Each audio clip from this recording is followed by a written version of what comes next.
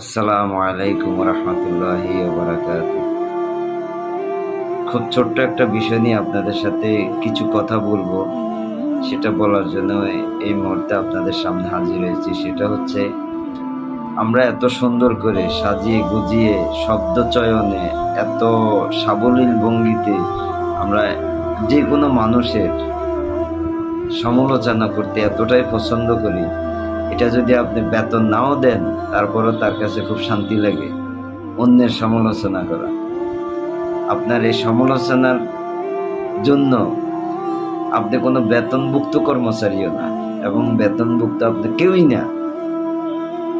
তাইলে কেন একজন মানুষের নামে না জেনে, না বুঝে, না শুনে, কোনো সম্পর্কে আপনি কোনো জ্ঞান অত নেই বললেই চলে, মানুষের সাথে আপনার পরিচয় নাই, হুট করে আপনি তার নামে সমালোচনা করা, এটা কোন যুক্তিতে, কোন জায়গায় লেখা আছে যে আপনি সমালোচনা করতে পারবেন বা আপনার দ্বারা সমালোচনা করা প্রয়োজন? এটা তো আপনার কোনো প্রয়োজনের মধ্যেই পড়ে না, এটি অপ্রয়োজনীয় কথাবার্তা।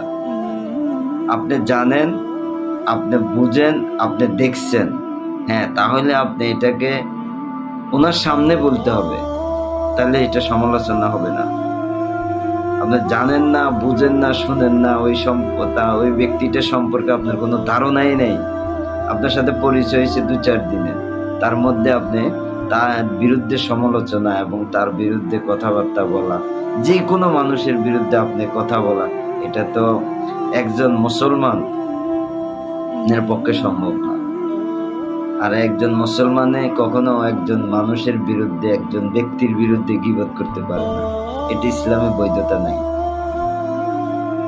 তাই আমরা একে অন্যের সমালোচনা করি, ভুল ত্রুটি হয়ে থাকলে তাকে শুধরানোর চেষ্টা করি, তাকে বোঝানোর চেষ্টা করি যে এই কাজটা এইভাবে না এইভাবে, তাহলে সেও শুধরানোর চেষ্টা করবে।